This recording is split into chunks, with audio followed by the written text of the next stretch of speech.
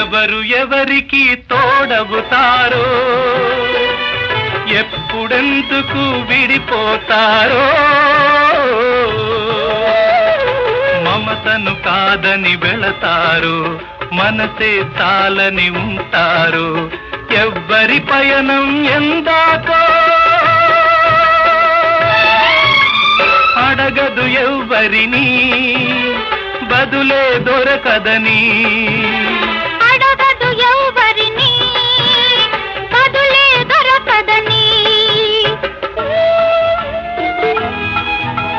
కడుపు తీపికి రుజువేముంది, అంతకు మించిన నిజమేముంది.